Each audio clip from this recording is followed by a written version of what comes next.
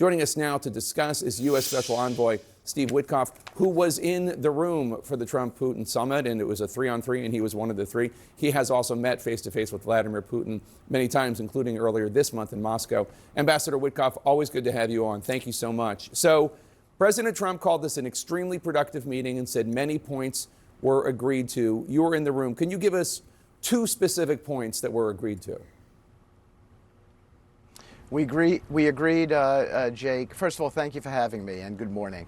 We agreed to robust security guarantees that I would describe as game-changing. We didn't think that we were anywhere close to agreeing to Article 5 protection from the United States, in legislative enshrinement within the Russian Federation, not to go after any other territory when the peace deal is codified, legislative enshrinement in the Russian Federation, not to go after any other European countries and violate their sovereignty. So we agreed to, there was plenty more. Here's what President Trump said going into the meeting about the need for a ceasefire. Let's roll that tape. I want to see a ceasefire rapidly. I don't know if it's going to be today, but I'm not going to be happy if it's not today. Everyone said it can't be today, but I'm just saying I want the killing to stop. I'm in this to stop the killing. Obviously, the ceasefire didn't happen. Last night, Russia launched more than 60 aerial attacks across Ukraine, killing at least 5 people, injuring 11. President Trump had said if he didn't like what he was hearing in the meeting, he would walk out.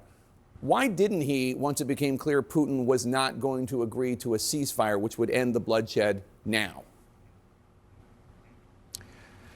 Jake, the one thing, we were there as a mediator, so we were obviously advancing the Ukrainian view. The one thing that the president cannot agree to on behalf of the Ukrainians is any sort of land swap. That is for the Ukrainians. They've asked us, or stated that to us, and the president is respectful of it. But that's why we're moving so quickly to a meeting on Monday at the Oval Office with President Zelensky. That being said, we covered almost all the other issues necessary for a peace deal. So I described the ceasefire as the interim move where you would then negotiate towards a peace deal.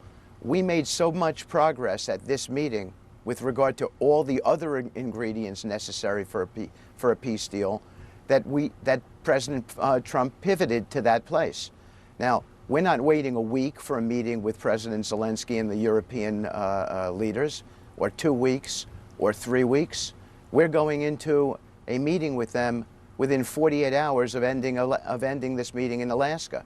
So we are intent on trying to hammer out a peace deal that ends the fighting permanently very, very quickly, quicker than a ceasefire. How would it be quicker than a ceasefire? I understand the idea of like a larger peace deal is an important point. But it was President Trump that had said that he wanted a ceasefire agreed to at the meeting on Friday, and he didn't get it, and there are now 5 Ukrainians who are dead because the Russians continue to bombard Ukraine. I still don't understand how not getting the ceasefire deal is a win. I understand the idea of wanting this bigger package, of course, but a ceasefire would at least stop the bloodshed right now. Jake, the thesis of a ceasefire is that you'd be discussing all of these issues that we resolved in Alaska. You'd be discussing security guarantees. There's not a person on the European team who didn't acknowledge that we made substantial progress at this meeting. We certainly did. So we cut through all kinds of issues that would have to be discussed and agreed to during a ceasefire period. The fundamental issue, which is some sort of land swap, which is obviously ultimately in the control of the Ukrainians, that could not have been discussed at this meeting. We intend to discuss it on Monday. Hopefully we have some clarity on it, and hopefully that ends up in a peace deal very, very soon. So Trump told Fox that he and Putin, quote, largely have agreed on, unquote, land swaps. And sources tell CNN that President Trump told European leaders that Putin will agree to end the war and not attack Ukraine or other European countries, as you mentioned earlier, in exchange for Ukraine ceding the entire Donbas region to Russia, including territory that isn't even currently occupied by Russian forces. Is that accurate? Is that what's on the table? But Ukraine has to agree to cede all of Donbass?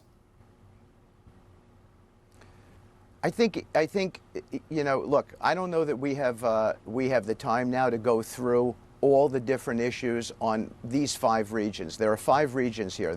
It's always, in our view, been the crux of the deal. Those 5 regions, the Russians have previously said that they wanted it at the administrative lines. The administrative lines are the actual legal boundary lines as compared to the contact lines. The Russians made some concessions at the table with regard to all 5 of those regions.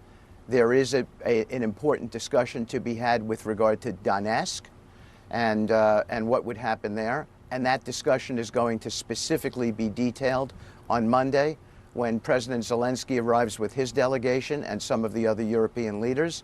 And hopefully we can cut through and make some decisions right then and there on that.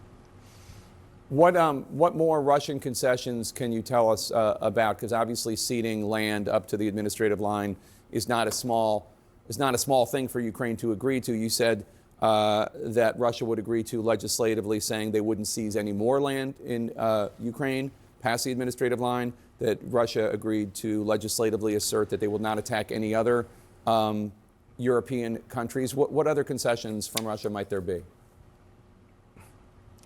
They made some other concessions on several of the regions. I'm not going to discuss it now. The Ukrainians are aware of it, as are the Europeans, and it was significant, and that doesn't mean it's enough. But the point was that we began to see some moderation in the way they're thinking about getting to a final peace deal. And so we feel that that's encouraging. Now, we briefed the Europeans immediately after we were done with the summit. We briefed President Zelensky directly. He deserved that, and the president got right on the phone with him. And then we had the Europeans on the phone, and I think everybody agreed that we had made progress. Maybe not enough for a peace deal, but we're on the path for the first time.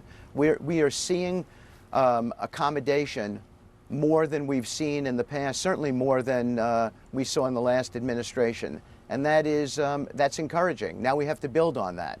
And we have to get a deal for the Ukrainians that allows for their self-determination, allows a protection of their sovereign borders.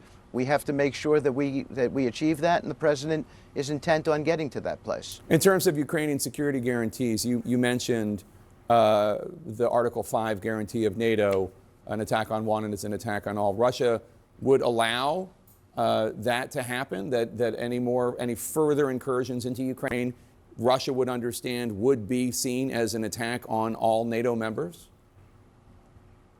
No, Jake, that's not what I said. What I said is that we got to an agreement that the United States and other European nations could effectively offer Article 5-like language to cover a security guarantee. So Putin has said that a red flag is NATO admission. Right. And so what we were discussing was assuming that held, assuming that the Ukrainians could agree to that and could live with that, and everything is going to be about what the Ukrainians can live with. But assuming they could, we were able to win the following concession: that the United States could offer Article 5-like protection, which is one of the real reasons why Ukraine wants to be in NATO. We sort of were able to bypass that and get an agreement that the United States could offer Article 5 protection, which was the first time we had ever heard the Russians agree to that. Zelensky says he supports President Trump's plan for a trilateral meeting, Putin, Zelensky, Trump. Has Putin agreed to do such a thing? Well, my belief is that we are going to, this is my view, my view is that we are going to get to a trilateral.